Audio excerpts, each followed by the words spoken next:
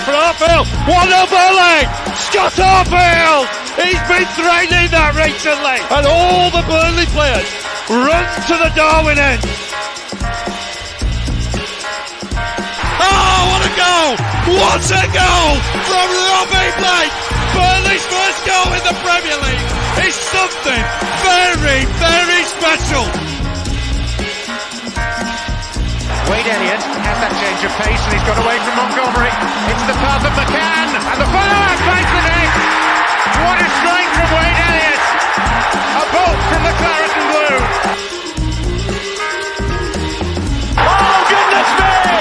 What a goal from Patterson! If that is to be the one that takes them to Wembley, you cannot argue with that. Pure quality. Here goes Mike Conroy. Still time for a winner, maybe. John Francis! They came to York in their thousands. They're going home as champions. I mean, if there's any justice in the world, Burnley would surely score from this corner. Swung right in there. Ball in there. Yeah! Michael Kelly! Oh, that's justice! That is justice at the Amex Stadium. Burnley are level and deserve to be.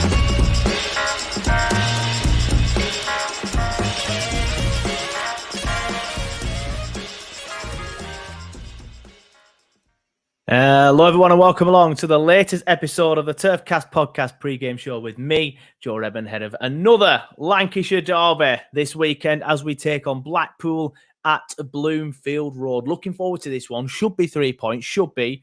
I know we shouldn't really be underestimating teams, but with the form that they're in, one win in 17 compared to the form that we're in. I don't even want to count how many games we've won it last 17, but it's over 10. But looking forward to it. Not just that as well. Obviously, another sold out away end. Only a short journey. Really, really looking forward to this one. A few things to discuss as well before we get to the bones of the show, bringing the Blackpool fan in. Obviously, I just want to talk about Fleetwood and then the cup draw. I don't want to criticise the lads too much, but I do feel that I said this on Twitter, but I do feel that when we change our team around and we play more of our B side in these games, they do look a little bit lethargic, don't they? They're not quick enough on the ball. It reminds me a lot of how we played earlier in the season, how the first team played earlier in the season. When we just weren't hitting the heights that we have since hit, when we were just being a little bit slow on the ball, like the Stoke home game, for example, the Blackpool home game, the Luton home game, the Hull home game, where we were just not moving the ball quick enough. We were just a little bit slow, looked like we were still getting used to the system. That's how it looks when we make all these changes. Now, you look at some of the players on the pitch, you've got Lyle Foster, cost us £7 million. You've obviously got Amin at the back, you've got Bailey. Some very, very good players there. But I just sometimes feel that we just don't move it around as much. Twine as well. Some very talented players on that pitch. And when you look at that squad on paper and you see that they're lining up against a League One side, you're thinking, should be a comfortable win. Now, don't get me wrong. Fleetwood defended very, very well. I think they blocked 13 shots. So they defended well. Yeah, and I said it on the 60-second review last night. They had no interest whatsoever in playing football. It's not a massive criticism for the third time that I've said that. But that's just the way that they played. They played basically a flat back nine. They were just on the edge of the box, two banks of four. Well, one bank of four and a bank of five if it's a flat back nine. And just saying, right, break us down. And no intention whatsoever to get forward. The stats told a story. Yes, people will look at that, and I've seen a few comments from opposition fans going, "Oh, you struggled to beat Fleetwood at home. Needed a last-minute goal again to beat 10-man Fleetwood at home." But it's more of an indictment of the way that Fleetwood set up and the way that they defended, rather than how poor we were. Although we do that beast, that second string, as we'll call them that, it sounds better. The second string do need to move the ball quicker. They do need to be quicker in possession, make better runs. Because when the substitutions were made, when Teller came on and Dervisoglu came on and Cherlinov, he looked good, Cherlinov. Then we did look better when we moved the ball around. We're making better runs, and obviously ultimately we scored the goal because of that. So yeah, So I'm buzzing at full time. And again, I'm just repeating what I've said on the 60-second review, but I know some of you won't bother watching that.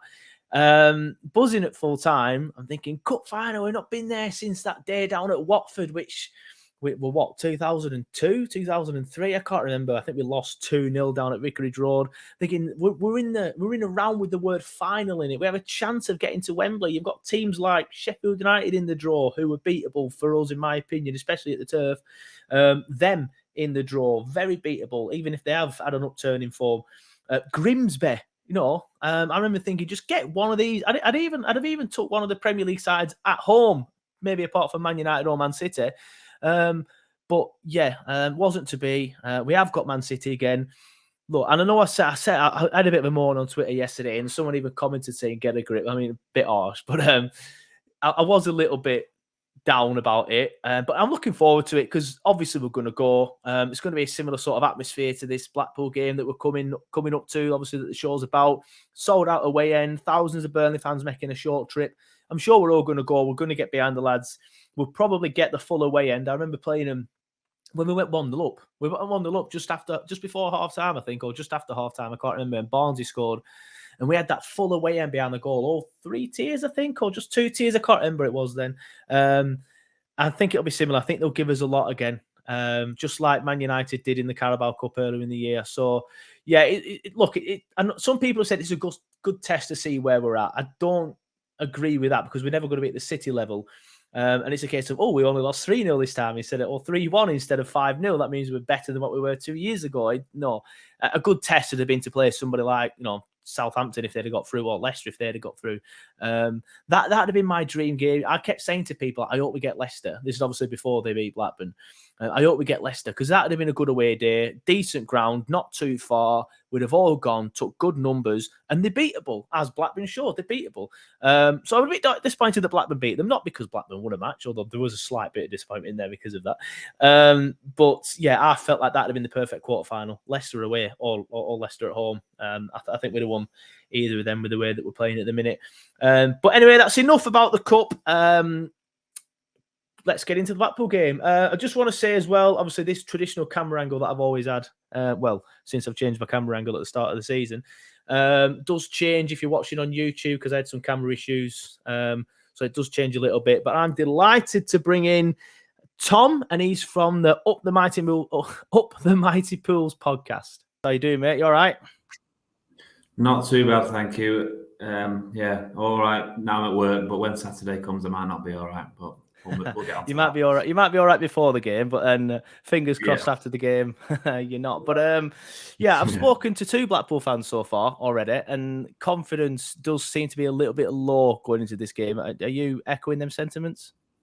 Yeah, absolutely. It's been a horrific season. I'd say Burnley's quite a good yardstick to use, really, for our season, because if you think back to the reverse fixture at Turf Moor, we were in a decent form. Michael Appleton was starting to implement a style of play. We were offering something to the game, some form of performance, and you always backed us. I sat there at half time and thought we might get something here, and we did. And I was really proud to be a Blackpool fan that day. There's not been many positives since. It's been, Appleton had a bit of a nightmare run of fixtures. Unfortunately, had to go in the end. Some fans probably said he had too long. Others said he didn't have long enough.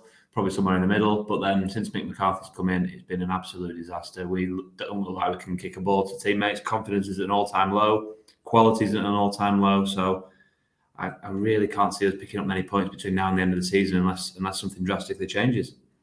So what's gone wrong then? Obviously, you said you were looking at yourselves at Turf Moor at the start of the season, backing yourselves to get a point despite being 3-1 down. What's gone wrong? Where's, obviously you don't sound very confident now. You said you're not very confident. So what's gone wrong in between now and then? I don't know, because it's the same players, isn't it?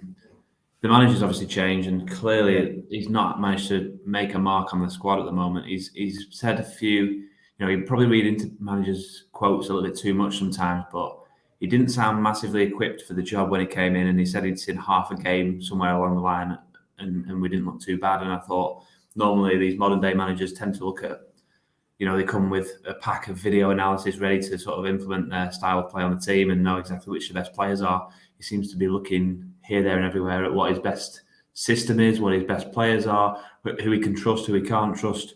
It's like starting from scratch, and we don't have that time to learn on the job. We need someone who's going to come in. Appointing Mick McCarthy, you'd expect to have a bit of a bounce and some form of reaction from the players, but that simply hasn't happened.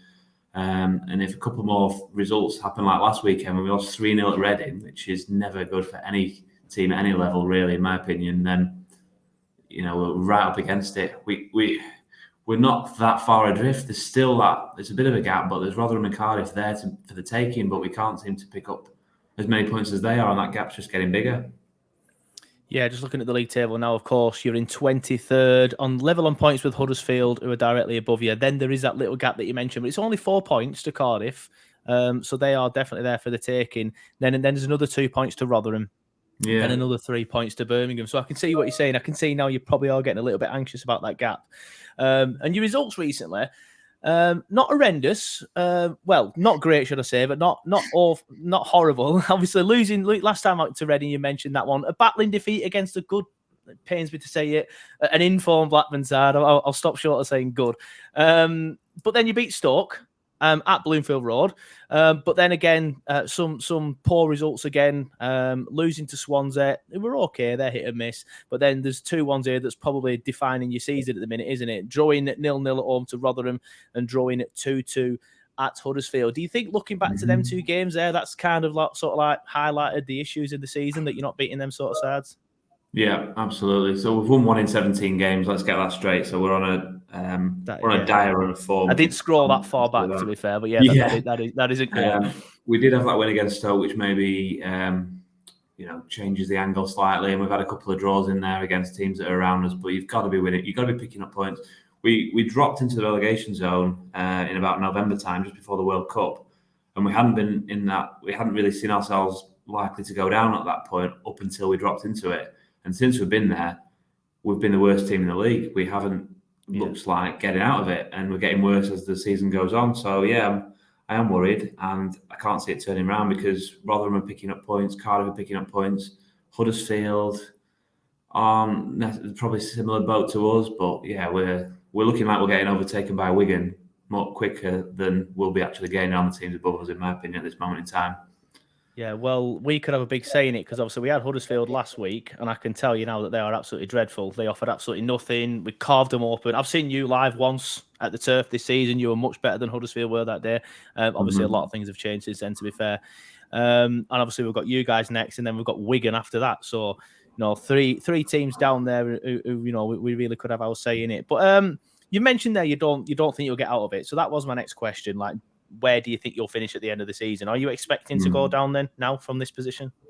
Yeah, I think we'll finish bottom. I honestly do. And I'm being negative. And if you've spoken to me last season or the early part of this season, you realise this isn't my normal sort of attitude. But I'm really at a loss as to what's gone wrong since Neil Critchley left. I did worry because the squad was, average at best in the Championship, and Critchley got the absolute most out of those players. So you worry. And then Appleton was a underwhelming appointment. I think the only 2 positives for this season is the Burnley away game, which we were delighted to get a point there, and then we beat PNE, didn't we, as well? So that goes without saying that we always beat them. But I think if we can somehow manage to avoid defeat on Saturday and get another 3 points against them, then we'll go down. But at least we got the bare minimum, I suppose, with that. So. Yeah, there's not many positives to take, and hence why I'm clutching at those 2 results as some form of positive from this season. But it's just been a catalogue of errors from start to finish, and unfortunately, it just feels like we need that rebuild. Probably how you got in the Premier League a couple of years ago. You just think the manager's not right. We need to just regroup, rebuild, have a bit of a clean slate, and go again. So definitely feels like that. But if who knows, a couple of wins might just turn the tide a little bit and they start fighting for the manager and all pull in the same direction. We might have half a chance, dare I say. Yeah, I know what you mean, though. I think, obviously, relegation is sometimes seen as this big, massive, horrendous thing. And don't get me wrong, I was sat there at the Turf in May after we got beat against Newcastle thinking, Jesus, we can't believe we're going back down to the Championship. But it's been the best season of my life, I think, following Burnley. And we've had a rebuild. We've had a completely new squad, new manager, complete change of style. So yeah, Blackpool could be looking towards that maybe next season if what seemingly inevitable does happen. You mentioned Critchley there. I do want to talk about him because obviously he left, and he left in sort of like controversial circumstances. How did you feel at the time? Because obviously he went to a bigger club, which is I hate that sort of phrase, but it's fact. But he went for obviously the assistant role, so I presume it left a bit of a sour taste with Blackpool fans. Gutted, yeah, really gutted. I still remember. I've not got over it since, honestly. I just looked at my phone and saw the news out of absolutely nowhere. You know, when you just get totally struck by surprise. There was no link of, oh, we might be in for this job. I thought we were sort of clear of him taking a championship job, and then I couldn't see him being favoured for a Premier League job. So I felt quite safe in that we'd have him for a few years, unless something like Rangers came up or something like that. Yeah. And suddenly he's going to put the cones out for Steven Gerrard at Aston Villa, which you knew that sort of challenge wasn't going to work. You knew I had the feeling that Gerrard, Lampard, and such like were all going to get a sack at some point this season, so I could see that coming a mile off. He didn't see it coming. Managed to do a couple of months, and then he's ended up at QPR and got the boot there as well, which was slightly surprising. But yeah, we've just absolutely not recovered from it. And I guess you could argue this is the type of thing that makes the board. And if we'd have recovered, then you could say every Blackpool fan would have said fair play to the board. We didn't just need Critchley to get the success. There was actually some foundations behind that allowed it to happen. But we've clearly shown our worst fears, which was that it was purely built by Critchley. We maybe got a little bit lucky with that appointment, and he got the best out of the team and got us out of League One. But foundations of sand at the moment, because as soon as he's gone, what we thought might happen has happened, in that it's just all fallen apart. We've got no quality in this division. Got a lot of players that are either out of contract or out of form, and it really does look like we're absolutely back to square one, which is really disappointing. And sadly for Critchley, he'll have no legacy. He's left in bad circumstances, so the fans don't have any positive words to say about him in terms of him as a manager now. None of us really wanted him to see him succeed, unfortunately, which I couldn't see happening when he was our manager. I thought he'd go on and do great things, but nobody wants that anymore. And sadly, our form has dipped since then, so we've got nothing to show for what he achieved at his time at the club either. Yeah, you say that a lot of fans do feel quite negative about him, but obviously you potentially going down, Mick McCarthy could be out of a job. He's currently out of a job. Would you take him back next season in League One, Critchley? I'd be lying if I said I wouldn't think about it, honestly, because football is a cynical world, isn't it? Yeah. I'd prefer we didn't go down that road. There surely must be other coaches out there, and you want to do something once bitten, twice shy and all that. You don't want to... he really got the fan base, and he really got everyone pulling in the right direction, which is why it hurt when he went. But I don't think he'd ever recover that sort of feeling around the club again. So to actually achieve something that we thought we were onto with him, then we'd probably have to get a new face in that's got a clean slate. When you go back, when you got Michael Appleton came back, as soon as he gets that bad run of form, it's, the fans are on your back. Same with Simon Grayson. I know he went to Preston as well and things like that. So we don't tend to forget as Blackpool fans and give people the benefit of the doubt. It tends to be once you've hurt us, we don't forget. So I'll probably look at a new manager, a new young up and coming coach, similar mould to Critchley if we can, but just not him. I think would be the ideal. Yeah, it looks like you feel the same way that we do about Owen Coyle. It's a long time ago now that Owen Coyle did what he did to us, but the wounds are still there. Even though Dyche and company have helped heal them wounds, still say a few choice words when his face randomly appears on my TV. Usually when Burnley are playing and he's in the pundit seat for some reason. I do like to get rival fans, and it's always good to get Lancashire rivals fans as well, their opinions on Burnley and what we've done this season, because obviously we're flying away with the league. Some people will just sit there and go, oh, well, you've spent X amount of money, you should do. But when we were in the position that we're in the summer, losing Dyche just before the end of the season, obviously having to bring company in, losing, I think it was 14 players, having to bring 16 in. I don't think many people, even the most hardened of Burnley fans, would say, no, I felt we would run away with this league. And we've done brilliant. It's like I said earlier, it's the best season I've ever had as a Burnley fan, and that's saying something because we've won this league before. We finished 7th. I went to Olympiacos to watch them, but this is still probably my most enjoyable season as a fan. So what are your thoughts on what Burnley have achieved this season and how we've done it? It is impressive, isn't it? I must admit, I don't like to look at the league table when we're at the bottom of it, so I've not paid as much attention as I normally would do. But every time I've seen you play, you look full of quality and playing football in the right way. It's very interesting to see how, it's easy to see Burnley as the anti-football Sean Dyche sort of that was a perfect fit for Burnley because of the town and the history and such like. So I was surprised that they've got a different route, and I probably expected it to be a bit more challenging than it has been. So clearly some top class recruitment. It's almost from you wouldn't say a standing start because you've been in the Premier League, but to go from totally not playing that brand of football to suddenly being masters of it has been very impressive, to be fair to Vincent Kompany, after he had a tough time at Antwerp, particularly at the start. So, yeah, it's been quite impressive to see. And it looks like he'll run away with the title. There's not that many teams up there, are there? There's only a couple towards the top, so you've not got that many challenges, which is probably be the one interesting thing to see how you get on next season when there's, every game is tough, whereas at the moment you've got a few free hits at home a little bit, especially in the position you've worked yourselves into. But, yeah, absolutely astonishing job he's done, and fair play to him. Obviously the game I did see when I went to Turf Moor, there was that fragility at the back, wasn't there? And a bit of there was a couple of red cards for either team as well. So a couple of question marks over some of that, but you've obviously bounced back with some consistent form and some good football as well. Yeah, 12 points we are clear at the top of the league now on Sheffield United, and even more on Middlesbrough as well. So, yeah, it's looking pretty much signed, sealed, delivered. The only issue is we've still got to play them away from home. And it's looking, obviously, we were supposed to play them the week of the quarterfinal of the FA Cup, but both of us have got through to the quarterfinals of the FA Cup. So now it's looking like that is going to be, well, it is going to be postponed, but it's looking like it's going to be moved to like the second to last week of the season when everything would have been sorted by then for us. So my worry is that we might have took our foot off the gas a little bit, but I know a lot of Burnley fans will say, Kompany won't let that happen. Kompany won't let that happen. But yeah, just going back to that game, obviously earlier in the season, I know you mentioned it a couple of times. But yeah, the fragility at the back, I think you played us at the right time. We were struggling at that point.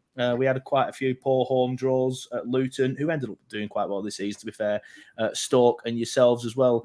But since then, Bayer's come into the squad and done very well. We've signed Ekdal as well. Taylor Harewood-Bellis has kind of grown into his own. I mean, I don't know how much you've seen of Burnley as well this season, but now we have conceded the least in the league, so that doesn't tend to be there. So that brings me nicely on to sort of like how you think the game's going to go, because I've not seen much of Blackpool.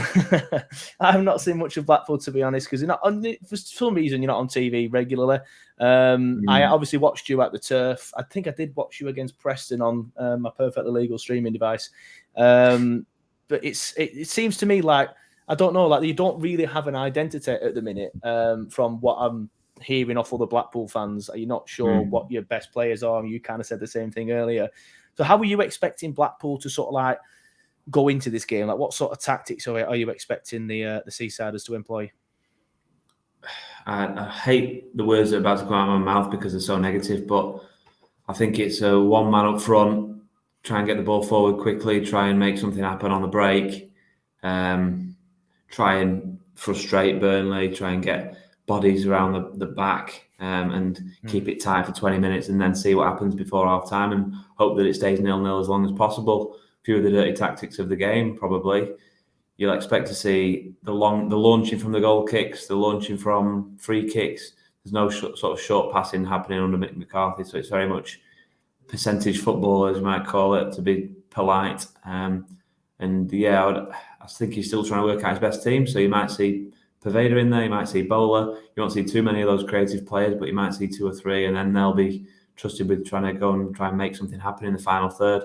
What we do have is the home support, so when we're playing towards the north, we tend to get behind the players, and even if we're 1 or 2-0 down, we won't be turning on the team. We'll be encouraging and letting the likes of Josh Bowler go and do it, get the shackles off. Whatever you've been told by the management, go and play your game. And Josh Bowler on his day is still one of the best players in the Championship. So you never know, he might create a moment of magic for himself or somebody else. And if he can nick a goal, then goals change games, don't they? But initially, I would say certainly, as you would expect, try and frustrate someone while you're at home.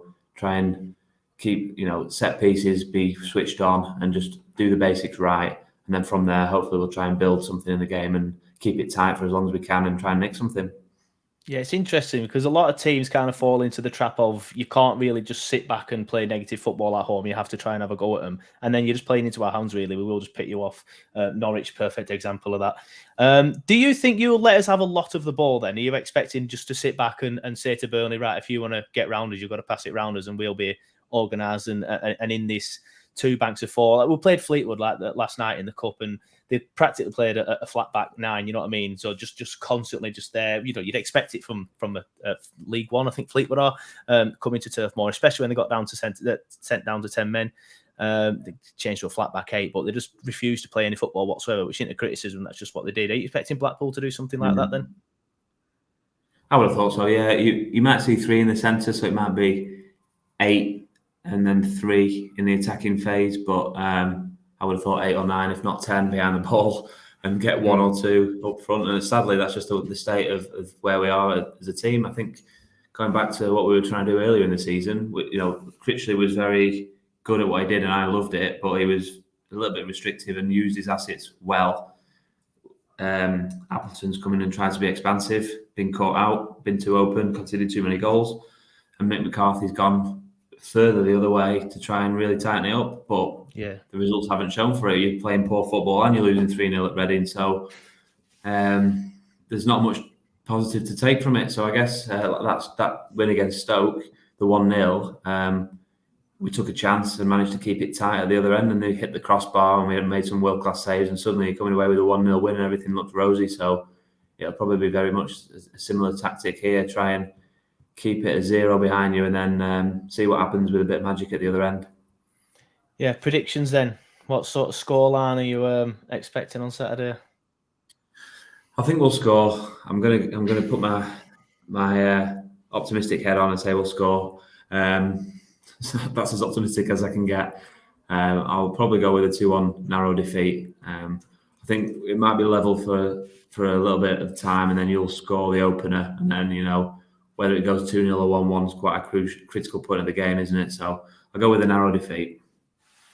2-1. Yeah, fair enough. Yeah, I'm expecting a Burnley win. I think we've just been in great form recently. We haven't lost since November at Bramall Lane. Lost only twice all season. Went through a phase this season where we won 10 in a row. And then my only worry with Burnley at the minute is we have got a lot of injuries. So again, it might be getting to a part of the season where it's a good time to play us. But thankfully, we're not playing Sheffield United or them, at the minute. I still think we'll have enough quality to be able to get the win. So I'd say something similar. I think it'll be tight for a bit. I think you'll try and frustrate us, but I think ultimately we'll just have enough quality to edge you out. I'm going on Saturday. I'm looking forward to it. I've not been to Bloomfield obviously for a while because we haven't been in the same leagues for a while. Might be a while again until the next one as well. Yeah. Well, I would say fingers crossed, but obviously not with the position that you're in. I didn't mean it in that sense. Obviously, we was going up and hopefully staying up. But it'll be interesting to see next season, like you said, to see how we do play and how we get on. Because there's going to be games where we don't see the ball a lot. But our thing at the minute is having the ball. So it'll be interesting to see next season. Obviously, some good memories at Bloomfield as well, but some bad memories. I remember going... I can't remember what year it was. I'm just looking at your head-to-heads now. I think we lost 3-1 in 2011. And I just remember, 4-0 that rate. Yeah, 4-0 we lost in 2012. And you had that song, like Glad All Over. You don't still play that, do you, when you score? No, that's gone now with the old German. So, new era now. Thank God for that. I hated that. But anyway, it's been a pleasure, mate. I appreciate that. I know you're working as well, so I do appreciate you shoehorning me in. Thanks for coming on the show. Do you just want to let everyone know where they can find you in the podcast and if anyone wants to listen to any Blackpool content? Yeah, so you can follow us on Twitter at UTMP_. We're also available on Spotify. Just search Up the Mighty Pool on all the relevant social channels. You'll find us. We're also on upthemightypool.co.uk. Now, somebody appreciate that. Well, thanks for coming on, mate, and good luck for the rest of the season, of course, after Saturday. Nice one. Enjoy it and enjoy the ride in the Premier League, and then we might see you in a few years. Hopefully in the cup competition. Maybe. Hopefully come up for playoffs again or something like that. Yeah. Nice one, mate. Cheers.